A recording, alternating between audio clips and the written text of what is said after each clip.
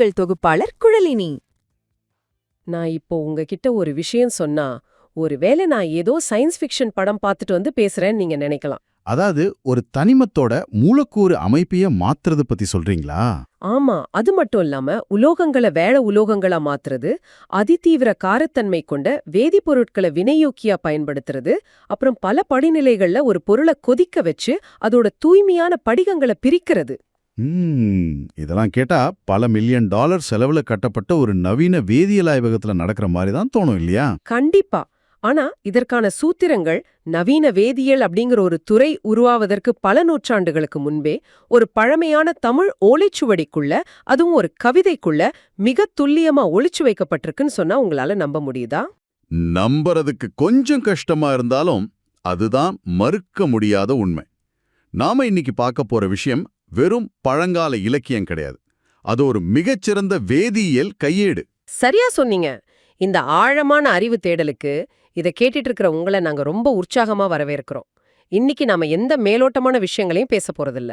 நிச்சயமா சித்த மருத்துவம், அப்புறம் பழங்கால ரசவாதம், அதாவது அல்கெமின்னு சொல்லுவாங்களே, அந்த உலகத்தோட மிக மர்மமான பொக்கிஷங்கள்ல ஒன்னான போகர் 7000 அப்படிங்கிற நூலுக்குள்ளதான் நாம இன்னைக்கு நுழைய போறோம். இது உங்களுக்காகவே வடிவமைக்கப்பட்ட ஒரு பிரத்யேகமான காலப்பயணம். இப்போ இன்னைக்கு நம்மளோட மூலப்பொருள் என்னன்னு பாத்தீங்கன்னா, போகர் 7000 நூலோட 2வது ஆயிரத்துல வர்ற ஒரு குறிப்பிட்ட பகுதி. ஆமா, அதோட தலைப்பு 2வது பொட்டிலுப்பு வைப்பு தொடர்ச்சி. இதுல வர 74வது பாடலை தான் நாம இன்னைக்கு ஆய்வு செய்ய போறோம். இது பழங்கால வேதியியல் செய்முறைய மிக தெளிவா விளக்குற ஒரு பாடல். நம்ம தேடலோட நோக்கம் என்ன தெரியுமா? ஏதோ தகவல்களை படிச்சுட்டு போறது இல்ல. இந்த 74வது பாடலை அணு அணுவா வார்த்தைக்கு வார்த்தை உடைச்சு அதோட ஆணி வேற அர்த்தம் என்னன்னு பார்க்க போறோம். கரெக்ட். அந்த சொற்களுக்குள்ள தற்கால அறிவியலும் வேதியியலும் எப்படி புதைஞ்சு கிடக்குன்னு நீங்க மிக எளிதா புரிஞ்சுக்கிற வகையில நாம ஆராய போறோம். சரி, நேரடியா பாடலுக்குள்ள போயிடலாமா? முதல்ல இந்த பாடலோட முதல் 2 வரிகளை நான் வாசிக்கிறேன், கவனமா கேளுங்க. வார்த்துமே நாற்காய்ச்சல் ஐந்தாங்காய்ச்சல் மாட்டீந்து முறைக்காய்ச்சி கம்பியுப்பாம். கேக்குறதுக்கு ரொம்ப நல்லா இருக்கு. கேட்க நல்லா இருக்கு. ஆனா உண்மையா சொல்லணும்னா எனக்கு இதுல பாதி வார்த்தைகள் புரியல. நாற்காய்ச்சல் அப்படின்னா 4 முறை காய்ச்சுறது, அதாவது கொதிக்க வைக்கிறதுன்னு என்னால யோகிக்க முடியுது. சரிதான். ஆனா இந்த வார்த்துமே அப்படின்னா என்ன? அப்புறம் கம்பி உப்புன்னு சொல்றாரே, உப்பு எப்படி கம்பி மாதிரி இருக்கும்? இதோட உண்மையான வேதியியல் அர்த்தத்தை கொஞ்சம் விளக்க முடியுமா? கண்டிப்பா விளக்கலாம். இத நாம ரொம்ப தெளிவா வார்த்தை வாரியா பிரிச்சு பார்ப்போம். வார்த்தை வார்த்துமே. இதோட வேர்ச்சொல் வார்த்தல். ஓ, வார்த்தல்னா ஒரு திரவத்தை ஊத்துறது, கரெக்டா? ஆமா. ஆனா இதுல உள்ள பின்புலம் என்னன்னு பாத்தீங்கன்னா, இது ஏதோ சாதாரணமா தண்ணிய ஊத்துறது கிடையாது. ஒரு குறிப்பிட்ட மூலிகை திரவத்தையோ அல்லது வீரியமான சேநீரையோ உப்போட சேர்த்து பக்குவமா ஒரு அளவோட ஊத்துறத குறிக்குது. ஓஹோ, அப்ப அதுல ஒரு குறிப்பிட்ட இலக்கு இருக்கு. நிச்சயமா. அடுத்த வார்த்தை நாற்காய்ச்சல். நீங்க சொன்ன மாதிரியே 4 கூட்டல் காய்ச்சல், 4 முறை கொதிக்க வைக்கிறது. ஓகே. அடுத்தது ஐந்தாங்காய்ச்சல், 5வது முறையா மறுபடியும் அதை காய்ச்சறது. அதாவது திரும்ப திரும்ப கொதிக்க வைக்கிறாங்க. அப்புறம் அடுத்து மாட்டி இந்த முறை காய்ச்சி. அப்படின்னா இந்த முறையில மிக சரியா பொருத்தி அல்லது சரியான விதிமுறைப்படி காய்ச்சினா. சரி, காய்ச்சினா என்ன ஆகும்? அதுதான் அந்த கடைசி வார்த்தை, கம்பி உப்பாம். கம்பி கூட்டல் உப்பு கூட்டல் ஆம். அதாவது ஊசி அல்லது கம்பி மாதிரி நீளமான வடிவத்துல அது ஒரு படிக உப்பா மாறும்னு போகர் சொல்றாரு. ஒரு படிக உப்பு, அதாவது கிறிஸ்டல் சால்ட்டா மாறுமா? ஆமா, இந்த செய்முறைதான் பொட்டிலுப்பை சுத்திகரிக்கும் முறையோட அடிப்படை. ஒரு நிமிஷம், கொஞ்சம் பொறுங்க. இத கேக்கும்போது எனக்குள்ள ஒரு பெரிய ஆச்சரியம் வருது. இப்போ தற்கால வேதியியல் ஆய்வகங்கள்ல ஒரு பொருளோட தூய்மையை அதிகப்படுத்த ஃப்ராக்ஷனல் கிறிஸ்டலைசேஷன் அல்லது ஃப்ராக்ஷனல் டிஸ்டிலேஷன் அப்படின்னு ஒரு முறையை பயன்படுத்துவாங்களே. கரெக்ட், அதேதான். அதாவது ஒரு பொருளை திரவமாக்கி கொதிக்க வச்சு மறுபடியும் குளிர வச்சு படிகமாக்குவாங்க. அதை திரும்ப திரும்ப செய்யும்போது அதோட தூய்மை அதிகரிக்கும். போகர் சொல்ற இந்த நாற்காய்ச்சல் ஐந்தாங்காய்ச்சல் அப்படிங்கிறது அப்படியே அந்த நவீன தொழில்நுட்பம் மாதிரியே இருக்கே. அது மாதிரியே இல்ல, அது அச்சு அசலா அதே தொழில்நுட்பம் தான். சித்தர்களோட அறிவியல் முதிர்ச்சியை நாம இங்க ரொம்ப ஆழமா புரிஞ்சுக்கணும். ஆமா, இது சாதாரண விஷயம் கிடையாது. அவங்க ஏதோ தற்செயலா ஒரு உப்பை காய்ச்சி எடுக்கல. ஒரு பொருளை பலமுறை கரைச்சு காய்ச்சும்போது அதுல உள்ள அசுத்தங்கள் நீங்கி மூலக்கூறுகள் மிக தூய்மையான படிகங்களா மாறும் அப்படிங்கிற தத்துவத்தை அவங்க தெளிவா தெரிஞ்சு வச்சிருந்தாங்க. வாவ், இது உண்மையிலே பெரிய விஷயம்தான். இத கேட்டுட்டு இருக்கிற உங்களுக்கு இன்னும் எளிமையா புரியணும்னா நான் ஒரு உதாரணம் சொல்றேன். ஒரு பெரிய அறையில பல வண்ணங்கள்ல உள்ள லெகோ பிளாக்குகளை கொட்டி வச்சிருக்கதா கற்பனை செஞ்சுக்கோங்க. Okay, Lego blocks. இப்போ நீங்க அந்த அறைய வேகமா உழுக்குறீங்க. அதுதான் உப்ப கொதிக்க வைக்கிறது. எல்லா பிளாக்குகளும் தனித்தனியா பிரிஞ்சிடும். பிறகு அந்த அறைய சற்றே அமைதியா குளிர விடுறீங்க. அப்போ ஒரே மாதிரி வடிவம் கொண்ட தூய்மையான லெகோ பிளாக்குகள் மட்டும் தங்களுக்குள் சரியா பொருந்தி ஒரு திடமான வடிவத்தை உருவாக்கும். பொருந்தாத மற்ற அசுத்தமான பிளாக்குகள் தனியா தங்கிடும். ஆடா, இது ரொம்ப அருமையான உதாரணம். ஆனா இத ஒரு முறை செஞ்சா முழுமையா தூய்மை ஆகாது. அதனாலதான் போகர் 4 முறை 5 முறை காய்ச்ச சொல்றாரு. ஓ, அதனாலதான் நார்க்காய்ச்சல் 5ஆம் காய்ச்சல். ஆமாங்க, ஒவ்வொரு முறையும் இந்த பிளாக்குகள் உடைஞ்சு மீண்டும் சேரும்போது அதோட தூய்மை 99.9% நெருங்கும். இறுதியில அந்த மூலக்கூறுகள் ஊசி போன்ற நீளமான படிகங்களா, அதாவது கம்பி உப்பா மாறும். இது மிக துல்லியமான வேதியியல். கண்டிப்பா. இங்க இன்னொரு விஷயத்தை நம்ம கவனிக்கணும். இது ஏதோ சமையலுக்கு பயன்படுத்துற சாதாரண உப்பு கிடையாது. இது ரசவாதத்தோட அடுத்த கட்டத்துக்கு தேவையான பேஸ் மெட்டீரியல். ஓ, அடிப்படை பொருள். ஆமா, ஒரு கட்டிடத்தோட அடித்தளம் எவ்வளவு உறுதியா இருக்கணுமோ அதே போல அடுத்த கட்ட ரசவாதத்துக்கு இந்த அடிப்படை உப்பு 100% தூய்மையா இருக்கணும். அதுக்காகவே இத்தனை முறை இது சுத்திகரிச்சிருக்காங்க. சரி, உப்பை இவ்ளோ கஷ்டப்பட்டு தூய்மையாக்கிட்டோம். ஆனா வெறும் தூய்மையான உப்பு எந்த ஒரு பெரிய மாயாஜாலத்தையும் செஞ்சிடாதே. செய்யாது. அந்த தூய்மையான உப்பு வச்சு அவங்க என்ன செஞ்சாங்க, அதுதான் எனக்கு இப்ப தெரிஞ்சுக்கணும். பாடலோட அடுத்த 2 வரிகள் அதுக்கு விடை அளிக்குதுன்னு நினைக்கிறேன். நான் வாசிக்கிறேன். வாசிங்க. பார்த்துமே இந்த உப்பிர் பரிசவேதை பரிவாக வாதத்தில் அடியான் சுண்ணம். ரொம்ப முக்கியமான வரிகள் இவை. இதையும் நாம வார்த்தை வாரியா பார்ப்போம். சரி, சொல்லுங்க. பார்த்துமே அப்படின்னா இதனை பார்த்தாயானால் அல்லது கூர்ந்து கவனித்தால். அடுத்து இந்த உப்பிர், இந்த கூட்டல் உப்பில். அதாவது நாம இத்தனை முறை காய்ச்சி தயாரித்த இந்த கம்பி உப்பை கொண்டு. கரெக்டா? சரியா சொன்னீங்க. அடுத்து பாத்தீங்கன்னா பரிச வேதை. பரிசம்னா தொடுதல், வேதைனா மாற்றுதல். அப்போ தொட்டத வேற உலோகமா மாத்துறதா? ஆமா, குறிப்பா தங்கமா மாத்துற ரசவாத வித்தை. அடுத்த வார்த்தை பரிவாக அப்படின்னா மிக அன்பாக, பக்குவமாக அல்லது கவனமாக. ஓகே. கடைசி வார்த்தை வாதத்தில் அடியான் சுண்ணம். வாதத்தில் கூட்டல் அடியாம் கூட்டல் சுண்ணம். தற்கால பொருள் என்னன்னா ரசவாத கலைக்கு அடிப்படையான சுண்ணம் இதுவே ஆகும். ஒரு நிமிஷம் கொஞ்சம் பொறுங்க. பரிசவேதை, அதாவது தொட்டத தங்கமாக்கும் வித்தைன்னு சொல்றீங்க. ஆமாங்க. இத ஹாரி பாட்டர் கதைகள்ல வர்ற பிலாசபர் ஸ்டோன் இல்லனா நம்ம ஊர் கதைகள்ல வர பரிசவேதி மாதிரி இருக்கே. இது எனக்கு கொஞ்சம் சந்தேகத்தை தருது. என்ன சந்தேகம்? இப்போ நவீன அறிவியல்ல ஒரு தனிமத்தை இன்னொரு தனிமமா மாத்துறது, அதாவது டிரான்ஸ்மியூட்டேஷன் செய்யணும்னா அதோட அணு அமைப்புல உள்ள புரோட்டான்கள் அல்லது நியூட்ரான்களோட எண்ணிக்கையை மாத்தணும். கரெக்ட். உப்பை கொண்டும் சுண்ணத்தை கொண்டும் சித்தர்கள் அணுப்பிழவையோ அணு சேர்க்கையோ செஞ்சாங்கன்னு சொல்ற மாதிரி இருக்கே. இது அறிவியலுக்கு சாத்தியமா? நீங்க கேக்குறது மிக மிக நியாயமான கேள்வி. இத நாம கண்மூடித்தனமா ஏத்துக்க கூடாது. சித்தர்கள் நியூக்ளியர் ரியாக்டர்களை வச்சிருந்தாங்கன்னு நான் சொல்ல வரல.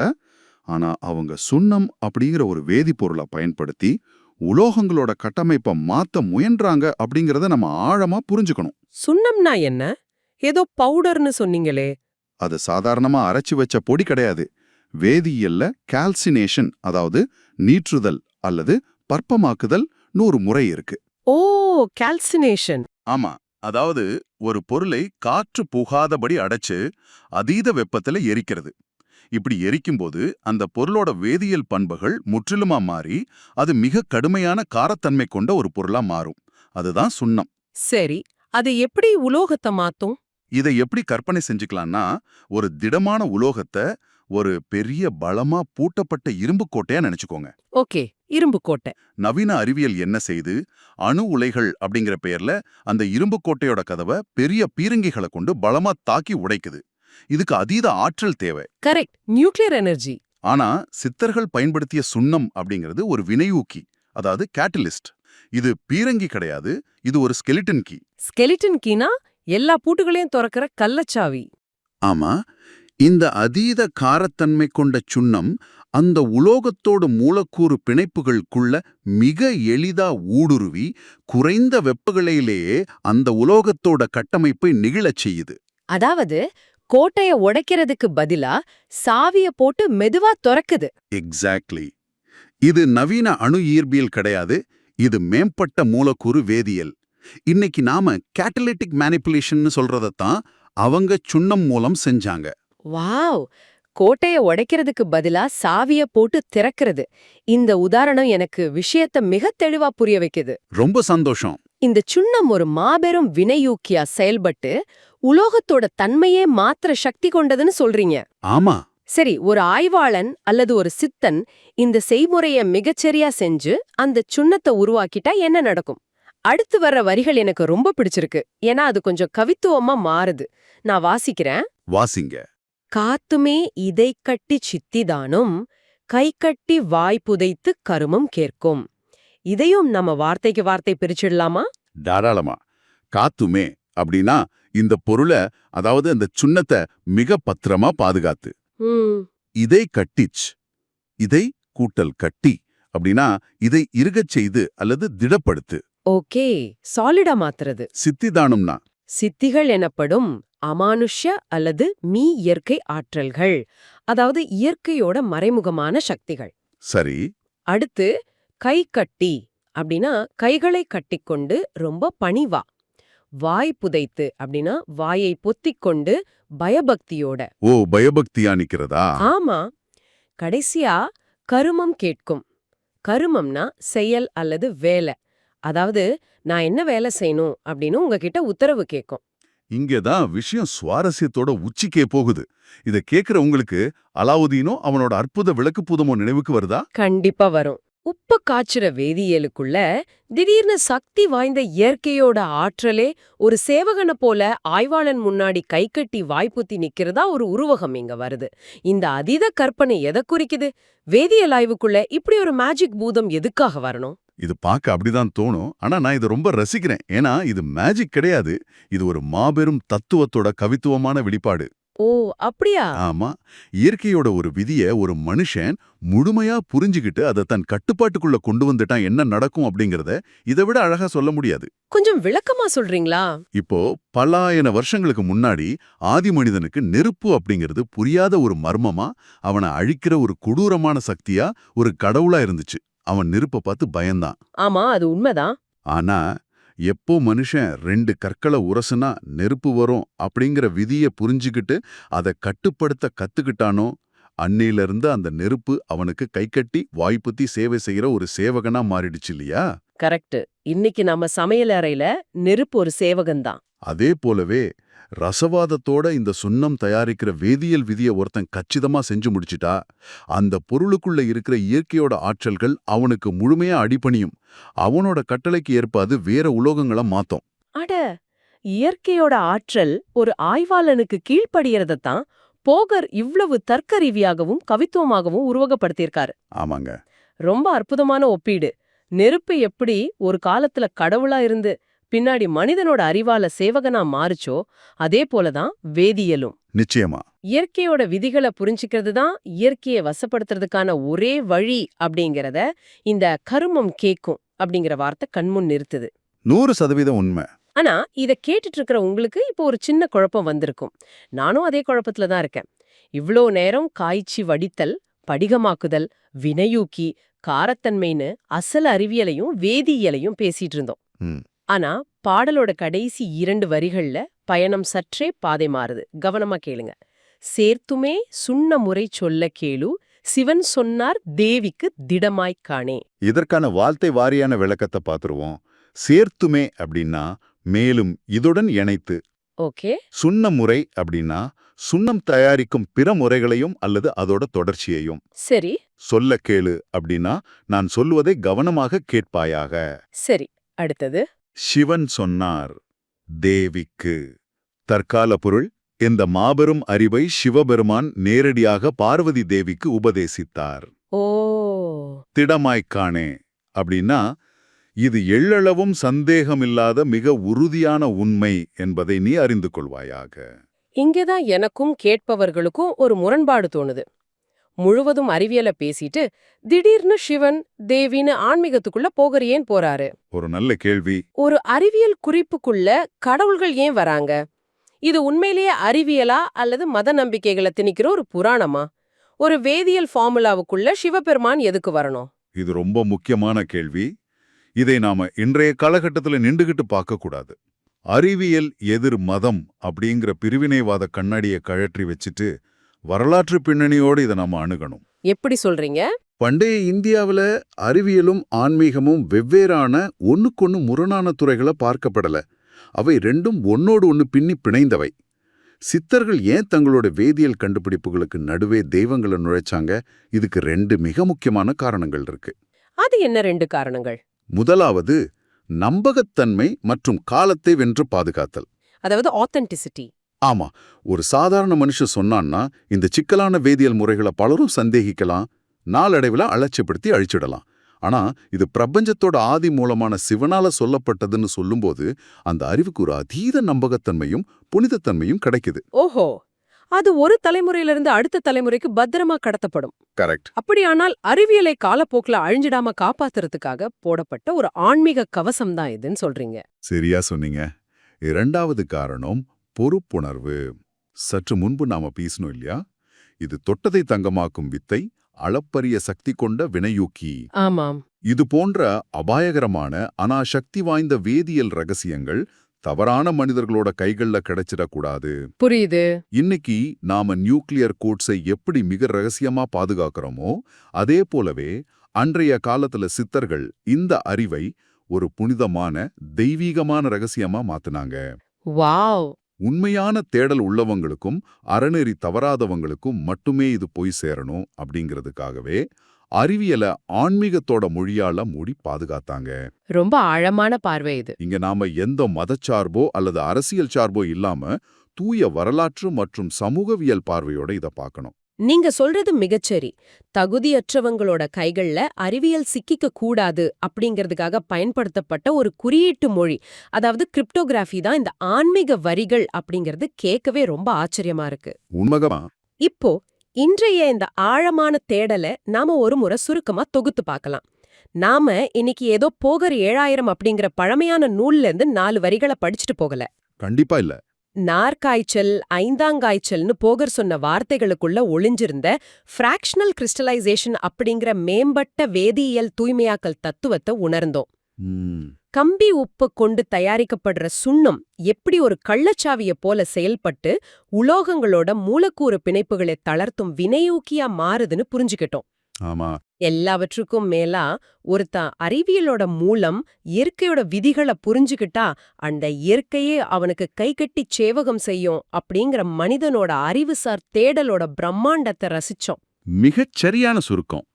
இறுதியா இந்த அரிய அறிவை எப்படி ஒரு தெய்வீக போர்வைக்குள்ள பொதிஞ்சு பாதுகாத்தாங்க அப்படிங்கிற வரலாற்று பின்னணியையும் ஆழமா புரிஞ்சுக்கிட்டோம் இல்லையா?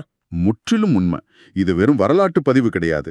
இது நம் மூதாதையர்களோட சிந்தனை திறனுக்கான மிகச்சிறந்த சான்று. அவங்க இயற்கையை எப்படி பார்த்தாங்க, அதோட மூலக்கூறுகளை தங்கள் அறிவால எப்படி முறைப்படுத்தினாங்கன்னு படிக்கும்போது தற்கால நவீன அறிவியலுக்கு சற்றும் சளைக்காத ஒரு பேரறிவு அவங்க கிட்ட இருந்ததை நாம இன்னைக்கு அறிவியல் பூர்வமாகவே உணர்ந்துகிட்டோம். உண்மையாகவே இது ஒரு மனனை திறக்கும், அதாவது மைண்ட் ஓப்பனிங் பயணமா இருந்துச்சு.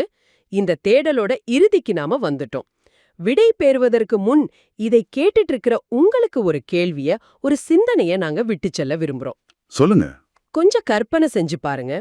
ஒரு சாதாரண பொட்டிலுப்பு காய்ச்சுற முறைய கூறுற ஒற்றை பாடல்லையே இத்தனை நுட்பமான வேதியியல் ரகசியங்களையும் பரிசவேதை அப்படிங்கிற உலோக மாற்றத்தோட அடிப்படையும் கவித்துவமான உருவகங்களையும் போகர் இவ்வளவு ஆழமா புதிஞ்சு வச்சிருக்காருன்னா, இந்த நூல் போகர் 7000 இன்னைக்கு நாம பார்த்தது ஒரே ஒரு பாடல் தான். ஆமா, வெறும் ஒரு பாடல்.